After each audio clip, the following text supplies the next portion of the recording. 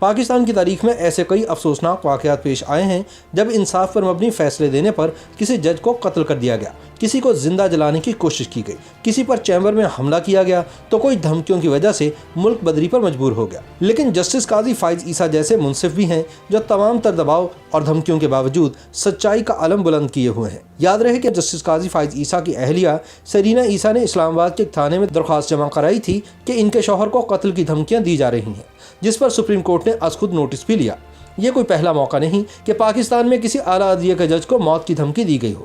ماضی قریب میں ملک کے بعض مذہبی حلقے جج پرویز علی شاہ کے صرف اس لیے خلاف ہو گئے تھے کہ انہوں نے حقائق کی بنیاد پر پنجاب کے سابق گورنر سلمان تاثیر کے قاتل ممتاز قادری کو موت کی سزا سنائی تھی۔ جج پرویز علی شاہ کے فیصلے پر پہلے پہل تو تنقید کی گئی، لیکن بعد ازاں انہیں جان سے مارنے کی دھمکیاں ملنا شروع ہو گئی، حتیٰ کہ وکلاء تک نے ان کے دفتر پر حملہ کر کے توڑ پھوڑ کی۔ پرویز علی شاہ کو قتل کی دھمکیاں ملنے لگیں اور انہیں اپنی اور اپنے خاندان کی سلامتی کا اس قدر خطرہ لاحق ہوا کہ یہ ملک چھوڑ کر جلا وطنی اختیار کرنے پر مجبور ہو گئے۔ بات صرف دھمکیوں تک محدود نہیں بلکہ ایسے واقعات بھی پیش آئے جن سے پتہ چلتا ہے کہ پرویز علی شاہ کا خوف بجا تھا، کیونکہ اس سے قبل سن 1997 میں لاہور ہائی کورٹ کے ایک ریٹائرڈ جج آصف اقبال بھٹی پر حملہ کر کے انہیں قتل کر دیا گیا تھا۔ اس کی وجہ یہ سامنے آئی تھی کہ جج صاحب نے 2 ایسے کرسچن افراد کو بری کر دیا تھا جن پر توہین مذہب کا جھوٹا الزام لگایا گیا تھا، اور یہ بات کچھ انتہا پسندوں کو پسند نہیں آئی تھی۔ علامہ اقبال کے صاحبزادے justice retired doctor Javed Iqbal اپنی کتاب اپنا گریباں چاک میں لکھتے ہیں کہ ایک مرتبہ جنرل ضیاء الحق نے انہیں کانفرنس میں تقریر کے لیے بلایا۔ پہلے تو جسٹس صاحب نے معذرت کی کہ سپریم کورٹ میں بیٹھے ایک جج کی حیثیت سے اس کانفرنس میں اپنے خیالات کا اظہار نہیں کر سکتا، لیکن جنرل صاحب کے مجبور کرنے پر میں نے تقریر کی اور اپنی تقریر کے دوران جنرل ضیاء الحق کی اسلامائزیشن کو تنقید کا نشانہ بنایا، اور خصوصاً حدود آرڈیننس پر تبصرہ کرتے ہوئے کہا کہ چونکہ اس کے تحت ثبوت کے مشکل معیار کی بنا پر کسی مجرم کو سزا دینا ممکن نہیں، لہٰذا یہ قانون نمائشی ہے اور ہمارے ضابطوں پر محض سرخی پاؤڈر لگانے کے مترادف ہے۔ ایسے قانون کو نافذ کر کے احکامات الہی کا مذاق اڑایا گیا ہے۔ تقریر کے اختتام پر علماء کرام نے شور و غل کیا کہ گزشتہ 1400 سالوں میں کسی کو یہ کہنے کی جرت نہیں ہوئی کہ احکام الہی کو قلعدم کرا دیا جائے۔ میں نے اس پر وضاحت دی کہ میرا یہ مطلب نہیں، تاہم چند دنوں بعد مجھے گمنام خطوط موصول ہونا شروع ہو گئے کہ تم نے اللہ کے قوانین کو قلعدم قرار دیا ہے، لہٰذا اس کی عدالت میں تمہیں موت کی سزا مل چکی ہے، بس تم فلاں دن کا سورج چڑھتے نہ دیکھ سکو گے، وغیرہ وغیرہ۔ جب میں نے متعلقہ حکام کو اس بابت آگاہ کیا تو انہوں نے میری سیکیورٹی بڑھا دی۔ سن 1970 کی دہائی میں پاکستان کے چیف جسٹس رہنے والے جسٹس ایس اے رحمان کو اگرتلہ سازش کیس کی سماعت کے لیے سربراہ بنایا گیا۔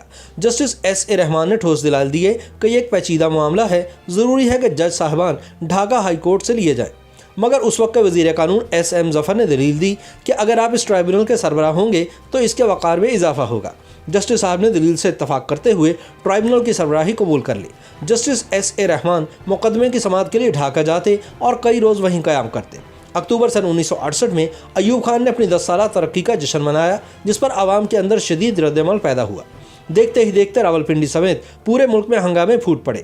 17 فروری سن 1969 کو اگرتلہ سازش کیس کے مرکزی ملزم سارجنٹ ظہور الحق کو گولی مار دی گئی۔ یہ خبر ڈھاکہ میں جنگل کی آگ کی طرح پھیل گئی اور مشتعل ہجوم نے جلاؤ گھیراؤ کا خون آشام کھیل شروع کر دیا۔ بلوائیوں نے وفاقی وزیر اطلاعات خواجہ شہاب الدین کا گھر بھی جلا ڈالا اور جلوس ایوب خان کے خلاف نعرے لگاتا ہوا اس ریسٹ ہاؤس تک جا پہنچا جہاں جسٹس ایس اے رحمان ٹھہرے ہوئے تھے۔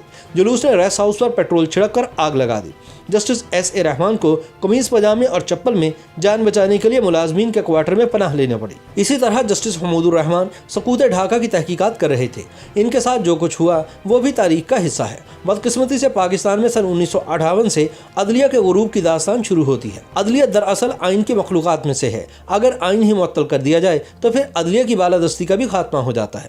سن 1958 میں آئین کی فاتح پڑھی گئی اور اس کے بعد یہ سلسلہ دراز ہوتا گیا اور عدلیہ کی بالادستی کا خواب چکنا چور ہوتا گیا۔ انتظامیہ کا عدلیہ پر تسلط بدستور قائم ہے۔ انتظامیہ چاہتی ہے کہ عدلیہ ان کی منشا کے مطابق فیصلے دے۔ جو لوگ کہتے ہیں کہ ججز کی اکثریت اپنے ضمیر کے مطابق فیصلے کرتی ہے، ان کا جواب ڈاکٹر جسٹس جاوید اقبال اپنی کتاب اپنا گریباں چاک میں یوں دے چکے ہیں کہ جسٹس کرم الہی مجھے کبھی کبھار ٹرکس آف دی ٹریڈ یعنی ججی کے کاروبار میں جو کھیل کھیلے جاتے ہیں اس سے متعلق سبق دیا کرتے تھے۔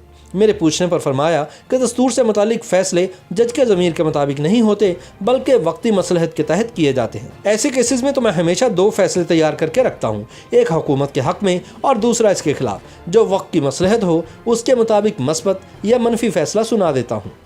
YouTube पर गूगली न्यूज देखने के लिए youtube.com की सर्च बार में गूगली न्यूज टीवी टाइप करें। गूगली न्यूज के पेज पर सुर्ख रंग के सब्सक्रिप्शन वाले बटन पर क्लिक करना ना भूलिए। YouTube पेज पर अपलोड होने वाली वीडियो से बाखबर रहने के लिए बेल आइकन पर क्लिक कीजिए। आपको हर नई वीडियो के बारे में नोटिफिकेशन मौसूल हो जाएगा।